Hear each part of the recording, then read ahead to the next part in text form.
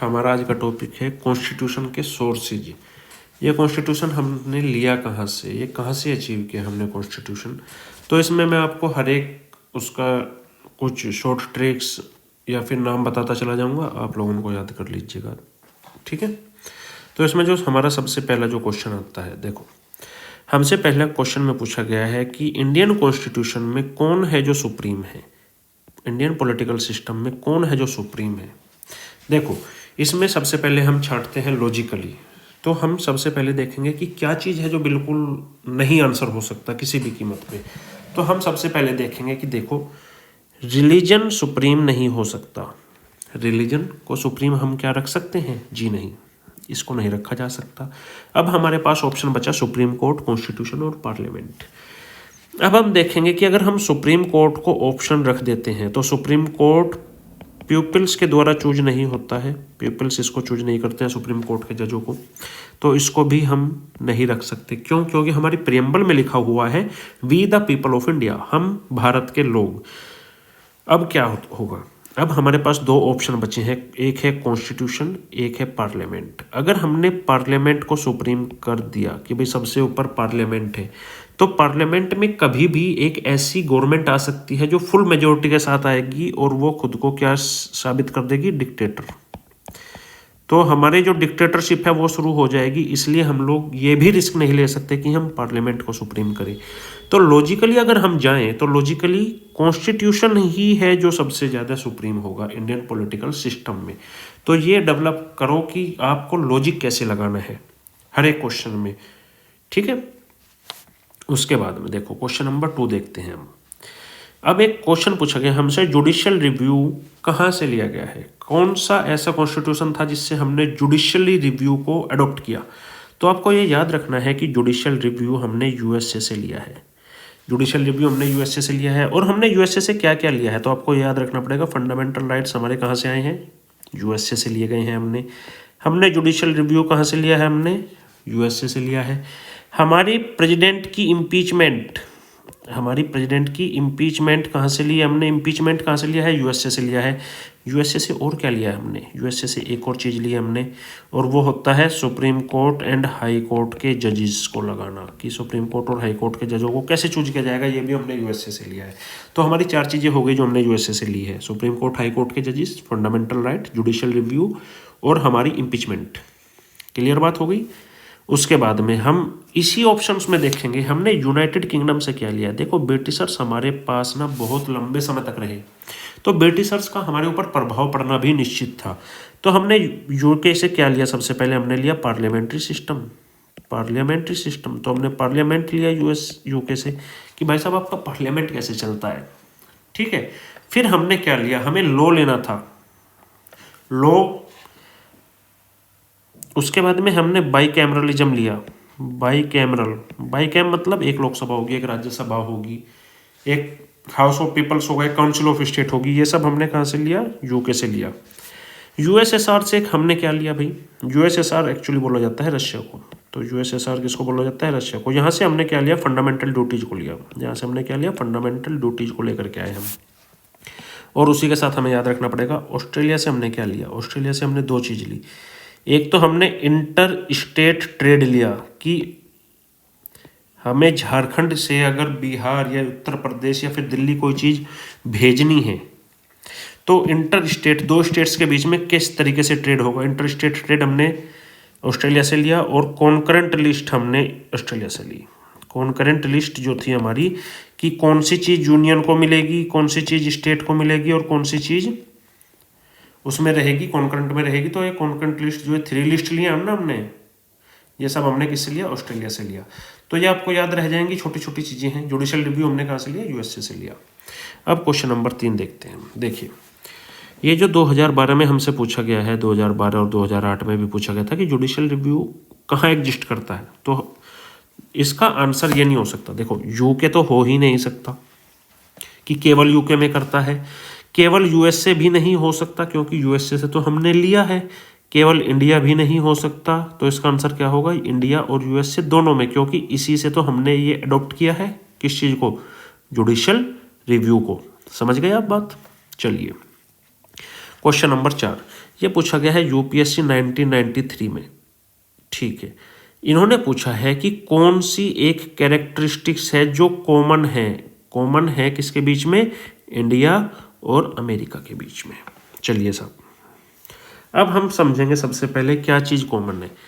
क्या single citizenship common है? नहीं, क्योंकि सिंगल सिटीजनशिप इंडिया में तो है लेकिन यूएसए में डुअल सिटीजनशिप है। वहाँ पे क्या है, डुअल सिटीजनशिप है। एक बंदा सेंटर का भी हो सकता है सिटीजन, स्टेट का भी हो सकता है, या फिर एक बंदे को 2 स्टेट में अगर रहना है तो दोनों स्टेट की सिटीजनशिप लेनी पड़ेगी। तो यूएसए में डुअल सिटीजनशिप है। 3 लिस्ट जो है वो इंडिया में तो है, ऑस्ट्रेलिया से ली थी हमने, इंडिया में तो है लेकिन यूएसए में नहीं है। यूएसए में 3 लिस्ट जैसा कोई कॉन्सेप्ट नहीं है। डुअल जुडिशियल सिस्टम, ये डुअल जुडिशियल सिस्टम इंडिया में नहीं है। इंडिया में डबल जस्टिस नहीं मिलता है भाई। एक सुप्रीम कोर्ट है सबका, हाई कोर्ट है स्टेट्स के, और अपील की जाती है सुप्रीम कोर्ट में, तो सुप्रीम कोर्ट तो सबका। इंडिया में डुअल जुडिशियल सिस्टम नहीं है, यूएसए में है। यूएसए में यस है। तो क्या चीज़ कॉमन बची? एक फेडरल सुप्रीम कोर्ट है दोनों के पास, जो कि इंटरप्रिटेशन करता है कॉन्स्टिट्यूशन की, क्योंकि कॉन्स्टिट्यूशन में अगर कोई चीज़ समझ नहीं आ रही है कि भाई लिखा क्या है, तो उसको इंटरप्रिटेशन कौन करेगा? Supreme court. और ये किस में है? ये यूएसए के पास भी है और ये इंडिया के पास भी है। समझ गए? और ज़्यादा अगर आपको और अच्छे से समझना है तो आप ये नीचे जो एक्सप्लेनेशन लिखा हुआ है ये इंपॉर्टेंट है, इसको पढ़ लीजिएगा। तो ये क्वेश्चन पूछा गया था यूपीएससी 1993 में, बहुत अच्छा क्वेश्चन था। नेक्स्ट क्वेश्चन था, देखो नेक्स्ट क्वेश्चन है कि हमारा जो फेडरल सिस्टम है इंडियन कॉन्स्टिट्यूशन का, फेडरल सिस्टम मतलब कि भाई एक स्टेट होंगी, एक सेंटर होगा, जैसे झारखंड के मुख्यमंत्री साहब हैं, बिहार के मुख्यमंत्री साहब हैं आपके, उड़ीसा के मुख्यमंत्री हैं आपके, और एक स्टेट, ये स्टेट होगी और एक सेंटर होगा, तो फेडरल सिस्टम बनता है। तो फेडरल सिस्टम हमने लिया था कनाडा से। कनाडा की मैं एक आपको छोटा सा कॉन्सेप्ट बता रहा हूँ। आपको एक ट्रिक याद रखनी है, can I know fed address, बस आपको इतना याद रखना है, can I know fed address. Can से बनेगा कनाडा। कनाडा में फेडरलिज्म कहाँ से लिया था हमने? कनाडा से लिया था। और एड्रेस में जो RESS है ना, इससे बनती है रेजिडुअरी पावर्स। इससे क्या बनती है? Residuary powers. तो रेजिडुअरी पावर्स हमने कहाँ से ली? ये भी हमने कनाडा से ली थी। तो रेजिडुअरी पावर्स हमने कहाँ से ली? कनाडा से ली। Can I know fed address, फेड एक बंदा था, उसका एड्रेस पूछ सकता हूँ क्या मैं आपसे? तो ये कनाडा की हो गई आपसे। क्लियर कट बात हो गई। इसी चीज़ को, इसी 2006 की चीज़ को 2017 में रिपीट किया गया। इंडियन फेडरलिज्म किस चीज़ पे बेस्ड है? कनाडा पे बेस्ड है।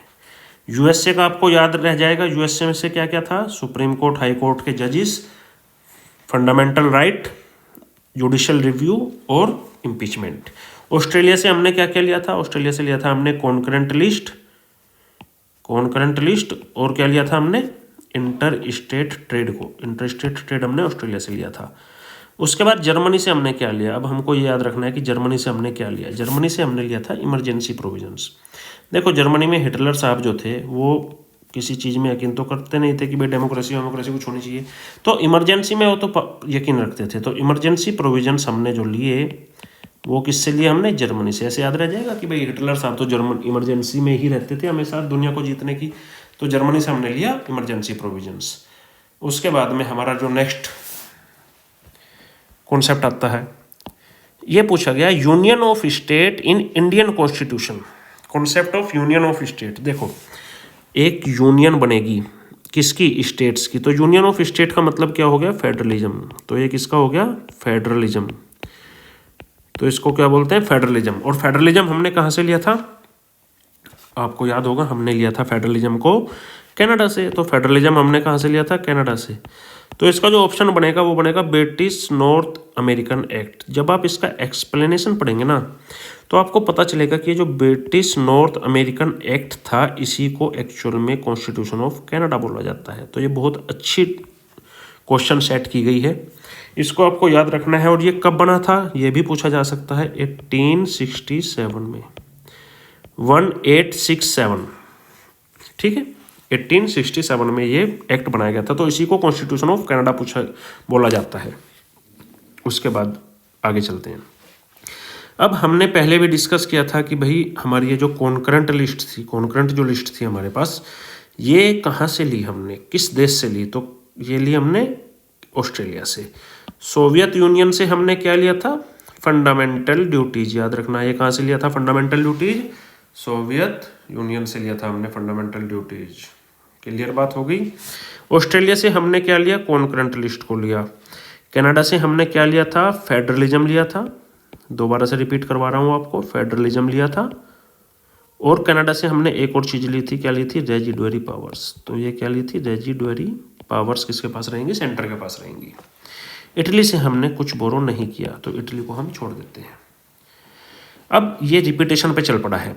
देखो आइडिया ऑफ कॉन्करेंट लिस्ट अभी हमने ऊपर के क्वेश्चन में देखा, किससे लिया हमने, ऑस्ट्रेलिया से। यूएसएसआर से क्या लिया हमने, दोबारा रिपीट करो, फंडामेंटल ड्यूटीज को लिया था यूएसएसआर से। यूएसए से क्या लिया हमने, यूएसए से हमने supreme court plus high court के जजेस को लिया। प्रेसिडेंट की इम्पीचमेंट ली, प्रेसिडेंट की इम्पीचमेंट ली। और क्या लिया हमने, फंडामेंटल राइट्स लिए। और क्या लिया हमने, और उसके साथ ही हमने यूएसए से एक और चीज ली थी, जुडिशियल रिव्यू को। क्लियर कट हो गई बात, समझ आ गई। चलो अब आगे बढ़ते हैं। जो हमारे फ्रेम करने वाले थे, फ्रेमर्स जो थे कॉन्स्टिट्यूशन के, उन्होंने कॉन्करेंट लिस्ट कहाँ से ली, अगेन ऑस्ट्रेलिया से ली। ये भी रिपीट चल रहा है, तो ये भी क्वेश्चन रिपीटेशन पे था, क्वेश्चन नंबर 9 भी और क्वेश्चन नंबर 10 भी रिपीट है। लेकिन हमको कैसे रिवाइज करना है इसको, हमको देखना है ये कनाडा से क्या लिया था हमने, दोबारा से रिपीट करेंगे, आपको याद होना शुरू हो जाएगा। कनाडा से लिया था हमने फेडरलिज्म, कनाडा से क्या लिया था, फेडरलिज्म। और इससे हमने कनाडा से एक और चीज ली थी, क्या ली थी, रेजिडुअरी पावर्स किसके पास रहेंगी, रेजिडुअरी पावर्स किसके पास रहेंगी, सेंटर के पास। ठीक है। उसके बाद में इटली से हमने कुछ नहीं लिया, इटली से हमने कुछ भी नहीं बोरो किया था। अब हम देखते हैं question number 11। Concurrent list again पूछ रहा है, कॉन्करेंट लिस्ट किससे ली हमने, ऑस्ट्रेलिया से ली। यूएसए का रिपीट करो, क्या क्या था, फंडामेंटल राइट्स थे, जुडिशियल रिव्यू था, इम्पीचमेंट थी, और हाई कोर्ट और सुप्रीम कोर्ट के जजेस थे। Great Britain, again United kingdom की बात कर रहा है, इससे क्या लिया हमने, ग्रेट ब्रिटेन से हमने पार्लियामेंट्री सिस्टम लिया। पार्लियामेंट्री सिस्टम के साथ साथ हमने और क्या लिया, पार्लियामेंट्री सिस्टम के साथ हमने बाईकैमरलिज्म लिया कि भाई 2 सदन होंगे। कनाडा से हमने क्या लिया, कनाडा से हमने क्या लिया, फेडरलिज्म लिया और रेजिडुअरी पावर्स ली। अगेन रिपीट हो रहा है, तो आपका रिवीजन हो रहा है। इन्हीं ऑप्शंस में अपना रिवीजन करते रहो तो सबसे अच्छी तरीके से याद हो जाएगा कि किससे क्या लिया। क्वेश्चन नंबर 12 देखो, ये जो डायरेक्टिव प्रिंसिपल्स थे डीपीएसपी, अभी तक हमें पता चल गया कि भाई हमने फंडामेंटल राइट यूएसए से लिया था यहाँ पे, और फंडामेंटल ड्यूटीज यूएसएसआर यानी रशिया से लिया था हमने। लेकिन ये जो डीपीएसपी थे ये किससे लिए, डीपीएसपी जो थे हमारे, डीपीएसपी हमने आयरलैंड से लिए। डीपीएसपी किससे लिए हमने, आयरलैंड से लिए। यूएसएसआर से हमने क्या लिया था, फंडामेंटल ड्यूटीज ली थी। फ्रांस से हमने कुछ नहीं लिया था। जापान से भी हमने एक चीज़ ली थी, वो हम आगे डिस्कस करेंगे क्या लिया था। अब देखो इसकी भी एक ट्रिक है, आयरलैंड की भी एक ट्रिक है। आयरलैंड को आपको कैसे याद रखना है कि आयरिश लड़की थी, उसकी जो थी ना डीपी, उसकी जो फेसबुक की या व्हाट्सएप की जो डीपी थी वो नंबर 1 पे चल रही थी। कहाँ पे चल रही थी, नंबर 1 पे। ठीक है, तो नंबर 1 से आपको क्या याद रखना है, देखो नंबर 1 इंडिया में नंबर 1 कौन होता है, नंबर 1 होते हैं प्रेसिडेंट साहब। तो नंबर 1 कौन होते हैं इंडिया में, प्रेसिडेंट साहब। तो प्रेसिडेंट का इलेक्शन का प्रोसीजर, इलेक्शन प्रोसीजर जो था प्रेसिडेंट साहब का नंबर 1 का, वो हमने किससे लिया, आयरलैंड से लिया। डीपी से आपको याद रख जाए, डीपीएसपी कहाँ से ली, आयरलैंड से ली।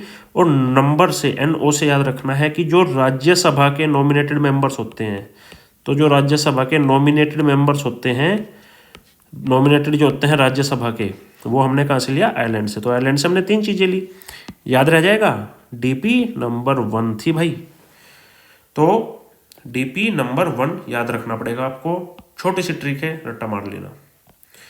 नेक्स्ट कॉन्सेप्ट, ये जो आपसे 1998 यूपी पीसीएस ने 1998 में जो क्वेश्चन पूछा था, वो ही बिहार पीसीएस ने 2023 में पूछा आपसे कि डीपीएसपी हमने कहाँ से लिए हैं।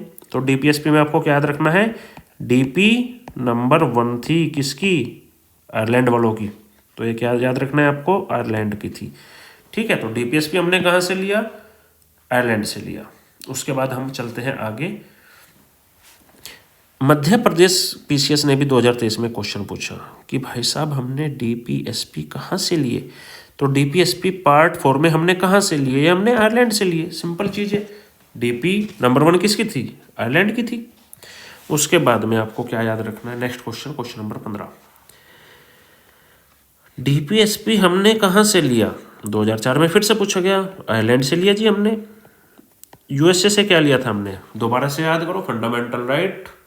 उसके बाद में हाई कोर्ट सुप्रीम कोर्ट के जजेस के appointments, impeachment of president, fundamental right, simple. अब आपसे पूछा गया, यूपी पीसीएस ने 1998 में पूछा था आपसे एक चीज़ कि हम जो हैं टैलेंट के आधार पर, एक्सपीरियंस के आधार पर और service in the composition of council of state. Council of state का मतलब क्या है यहाँ पे, राज्यसभा। तो राज्यसभा में हम लोग कुछ लोगों को चूज करके भेजते हैं, नॉमिनेट करके भेजते हैं। राज्यसभा में 12 लोगों को नॉमिनेट करके भेजा जाता है। कहाँ से लिया हमने, आयरिश रिपब्लिक से। तो इसका आंसर क्या बनेगा, आयरिश रिपब्लिक। यूएसए से क्या लिया, दोबारा रिवाइज करो, फंडामेंटल राइट, फंडामेंटल राइट लिया, और क्या लिया, जुडिशियल रिव्यू भी लिया हमने इनसे। कनाडा से हमने क्या लिया था, फेडरलिज्म लिया था और रेजिडुअरी पावर्स ली थी। ऑस्ट्रेलिया से क्या लिया था हमने, कॉन्करेंट लिस्ट ली थी, कॉन्करेंट लिस्ट ली थी। तो आपको इस तरीके से ना ऑप्शंस को सिर्फ पढ़ के आगे नहीं जाना है कि आपने एक ऑप्शंस का सही आंसर निकाल लिया फिर ये सोच लिया कि ये तो रिपीटेड है।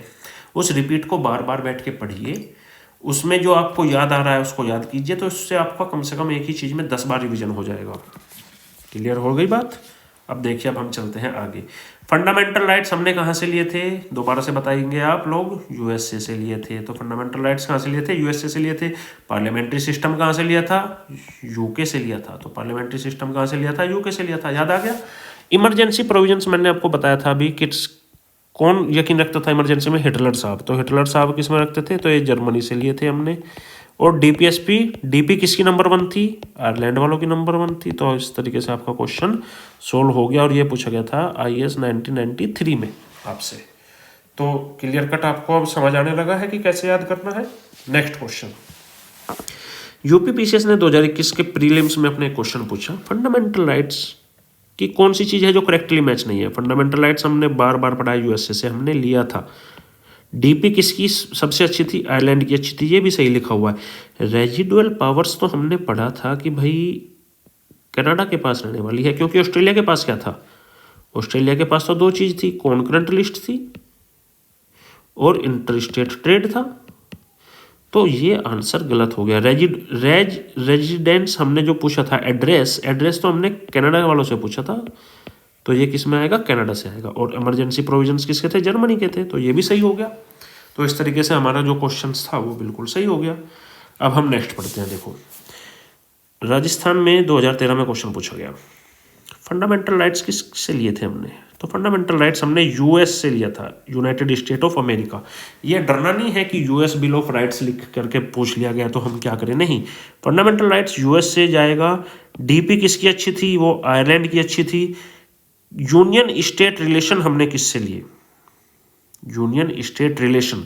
देखो, यूनियन की बात कौन कर रहा था, फेडरलिज्म को ही तो यूनियन स्टेट बोलते हैं, फेडरलिज्म को ही तो बोला जाता है यूनियन स्टेट। और ये किसके पास थे, कनाडा के पास थे। और कैबिनेट गवर्नमेंट, कैबिनेट गवर्नमेंट का मतलब क्या होता है, पार्लियामेंट गवर्नमेंट।